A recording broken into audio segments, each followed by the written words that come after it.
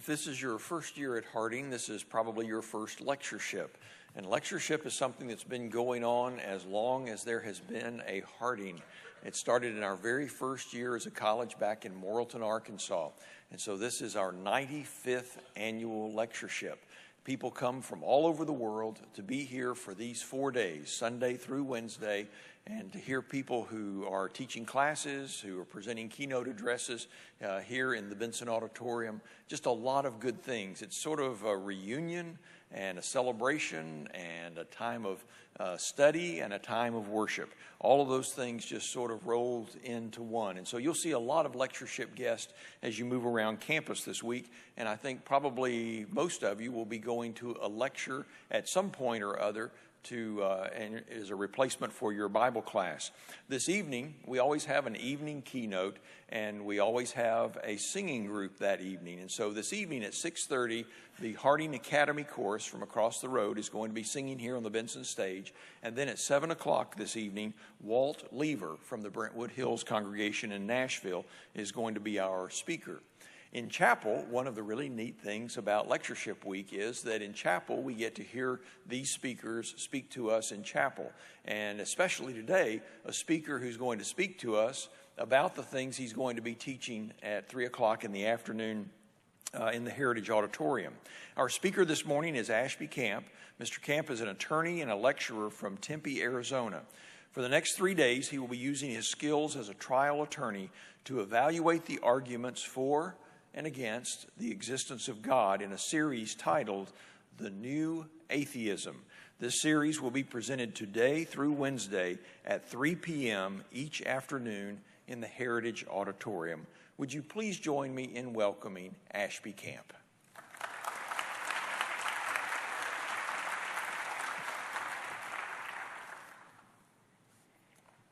I'm delighted to be here with you this morning. Thank you for not using one of your skips on me. I hope you don't regret it. As was mentioned, I'm going to be teaching 3 classes this week on the topic Answering the New Atheism. And I appreciate Dan Williams giving me the opportunity to do that. And I remain grateful to Tom Alexander for opening the door last year to my teaching at the lectureship. I consider it an honor. I want to use our brief time this morning to introduce you to the New Atheism and to let you know the direction of my classes. That'll give me a head start on the classes, and perhaps it'll stir your interest in the topic. And I've got much to squeeze in, so I hope you had your coffee. Now, atheism, of course, has a long history. The psalmist declared in Psalm 14:1 and 53:1 that the fool says in his heart, there is no God. Some ancient Greek and Roman philosophers, they were essentially atheists, and there were quite a few well-known atheists from the 17th through the 20th centuries. I could list many names that I suspect would ring a bell. Well, given the antiquity of atheism, what's meant by the term new atheism? Well, that term was coined by a man named Gary Wolfe in a 2006 article in Wired magazine. And it refers to a new breed of atheists that arose in the aftermath of the religiously motivated attacks on America on September 11, 2001. In the 6 years after 9/11, 4 notable atheists published books attacking people's belief in God. They were the neuroscientist Sam Harris, the British zoologist Richard Dawkins, the late British journalist Christopher Hitchens, and the philosopher Daniel Dennett. And the provocative titles of their books included The End of Faith, The God Delusion, Breaking the Spell, and God is Not Great. And in his 2006 article, Wolfe crowned Richard Dawkins the leading light of the New Atheism movement. Now, as Ronald Aronson noted in The Nation magazine in June of 2007, the most remarkable fact is not their books themselves, blunt, no-holds-barred attacks on religion in different registers, but that they've succeeded in reaching mainstream readers and in becoming bestsellers. Their books sold multiple millions of copies. And through them, they pumped atheism into the culture to an unprecedented extent. And in subsequent years, a number of other atheists got in on the act. And these include the physicist Victor Stenger, the biologist Jerry Coyne, the physicist Lawrence Krauss, all of whom have written books. They've all done that. Now, further down the new atheist ladder, you get Hollywood types like Bill Maher and Seth MacFarlane, comedians like Ricky Gervais, and you get various bloggers. Now, these atheists, they're a new breed not because of their arguments or intellectual sophistication. What's new about them is their intolerance of and open hostility toward religion. As the renowned Christian philosopher Alvin Plantinga wrote in 2015, he said, "One might say they're more style than substance, except that there isn't much by way of style either. Their preferred style seems to be less that of serious scholarly work than of pamphleteering and furious denunciation. They blame everything short of bad weather and tooth decay on religion. Their style emphasizes venom, vitriol, vituperation, ridicule, insult, and naked contempt. What's missing, however, is cogent argument. The new atheists, they are not content to argue intellectually against the truth of religious claims. Rather, they insist that religion is so irrational and harmful to society that it's unworthy of respect and toleration. It is something that needs to be ridiculed and eliminated. Now, lest you think I exaggerate, 1997, Richard Dawkins wrote in the Humanist magazine, he said, "It's fashionable to wax apocalyptic about the threat to humanity posed by the AIDS virus, mad cow disease, and many others. But I think a case can be made that faith is one of the world's great evils, comparable to the smallpox virus, but harder to eradicate." In an interview that was published in September of 2006, Sam Harris said, "If I could wave a magic wand and get rid of either rape or religion, I wouldn't hesitate to get rid of religion." In November of 2006, the physicist Steven Weinberg, who's certainly a new atheist ally if he's not a formal member, he said, "I think the world needs to wake up from its long nightmare of religious belief. And anything that we scientists can do to weaken the hold of religion should be done and may in fact be our greatest contribution to civilization." In March 2014, Victor Stenger said, "New atheism recognizes religion for what it is, a set of unfounded superstitions that have been the greatest hindrance to human progress that ever existed on this planet." In January of 2015, Bill Maher declared, "There are no great religions. They're all stupid and dangerous, and we should insult them." In his 2012 article in New Statesman magazine, the British journalist Brian Appleyard, he summarized the new atheist perspective this way: "To hardline atheists, it's now unreasonable and dramatically peculiar to argue that religion is not altogether evil." Then he asked, how did such intolerance become acceptable to rational minds? And these atheists are evangelistic.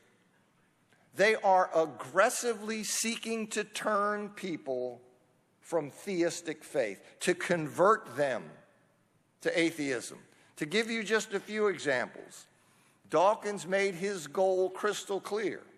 In his 2006 book, The God Delusion, he said, "If this book works as intended, religious readers who open it will be atheists when they put it down." And he made the goal of their movement equally clear. In his interview of Christopher Hitchens that was published in December of 2011, he asked Hitchens, "Do you ever worry that if we win and, so to speak, destroy Christianity. That vacuum would be filled by Islam. In the 2006 Wired article, Sam Harris expressed his hope and his expectation that at some point there's going to be enough pressure that it's just going to be too embarrassing to believe in God. And they and their disciples and their allies, they're doing all they can to make that so. To intimidate and silence Christians by making it an axiom of pop culture that the Christian faith is utterly indefensible and moronic. Now, I think that the new atheism wave probably crested a few years ago in terms of its cultural cachet.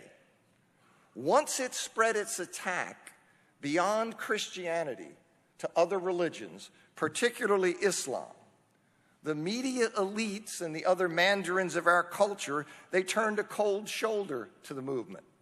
Dawkins, Harris, and Hitchens, they were all culturally demoted because of their comments criticizing Islam. Now, if I'm correct that the new atheism wave has crested, we're still going to be dealing with its aftermath for decades, if not longer. Once that genie of disrespect, intolerance, and incivility has been released from the bottle, it's virtually impossible to put it back. Therefore, we need to be all the more prepared to make a defense to anyone who asks us for a reason for the hope that is in us. And it's in that spirit that I'll be presenting the material in my 3 classes this week. A major theme of the new atheists, and the point on which I will focus in my classes, is that Christianity, like all religions, promotes beliefs that are irrational in the sense there is absolutely no evidence to support them. Christianity is accused of getting people to believe outright fantasies, things they have absolutely no reason to believe are true. Sam Harris said in his book, The End of Faith, that religion's the one area of life in which we've convinced ourselves that our beliefs about the world can float entirely free of reason and evidence. Later in that same book, he says, we have names for people who have many beliefs for which there is no rational justification. When their beliefs are extremely common, we call them religious. Otherwise, they're likely to be called mad, psychotic, or delusional. In his 1976 book, The Selfish Gene, Dawkins defined faith as blind trust in the absence of evidence, even in the teeth of evidence. And he said in 1989 that whereas scientific belief is based upon publicly checkable evidence, religious faith not only lacks evidence, its independence from evidence is its joy, shouted from the rooftops. In his 2006 book, The God Delusion, Dawkins said, when one person suffers from a delusion, it's called insanity. When many people suffer from a delusion, it's called religion. The British philosopher A.C. Grayling, who's been called the 5th horseman of the new atheism, he said in his book, Against All Gods, faith is a commitment to belief contrary to evidence and reason. Victor Stenger wrote in March 2014, the new atheists question whether faith, which is belief despite the absence of evidence or even in the presence of contrary evidence, has any moral or intellectual authority. Now, without denying that belief in God may be properly basic, as Alvin Plantinga and other philosophers have argued, the fact of the matter is that Christian beliefs do not float entirely free of reason and evidence. Contrary to the new atheist claim, faith and evidence, they're not mutually exclusive. It's not either faith or evidence. Faith isn't some unjustified, groundless fantasy, like Harris's illustration of believing Nicole Kidman was in love with him despite his never having met her. It's not some psychotic delusion. Evidence can help lead to faith in God and trust in His Word. Christianity is not opposed to reason and evidence. They're allies of the Christian faith, and they always have been. Now, in my 3 classes this week, I'm going to refute the new atheist charge that there's no rational basis for believing God exists, that there is no evidence from which a person could reasonably conclude He exists. Specifically, I intend to argue in favor of the following 4 claims. I first will argue that it's more reasonable to believe that the universe was brought into existence by something than to believe it was not. And it is more reasonable to believe that this cause, this something, was a timeless, non-physical, and immensely powerful personal being. Second, I will argue it's more reasonable to believe there is an objective moral standard than to believe there is not. And it is more reasonable to believe that an objective moral standard cannot exist without God than to believe it can. Third, I will argue it is more reasonable to believe that free will exists than to believe it does not. And it is more reasonable to believe that free will cannot exist without God than to believe it can.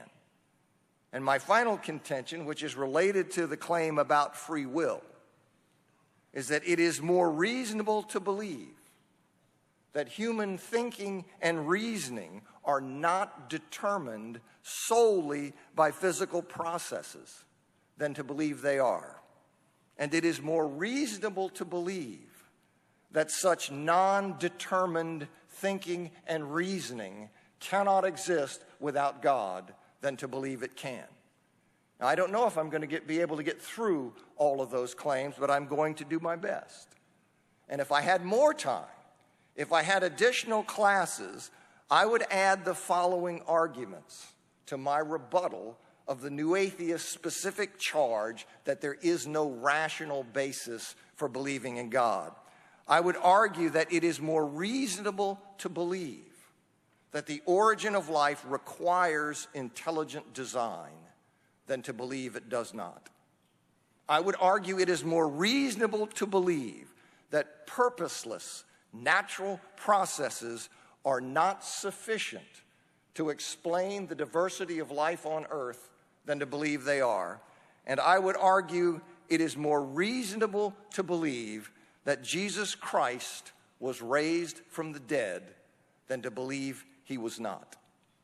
Now, I would love to see you in the classes. I will do my very best to make it worth your while. And I encourage you to visit my website. The URL is theoutlet.us. And you can see there things that I've written on this topic and many others. And as I said in the last chapel, a friend in Arizona who does a lot of work in maintaining the YouTube channel and the Facebook page, if you will hit the button at that website that says audio and video, it'll take you to a way where you could subscribe to the YouTube channel, and he'll be grateful that I said that. So am I. Now, with that, I'm through. The magic words, you are dismissed. Thank you.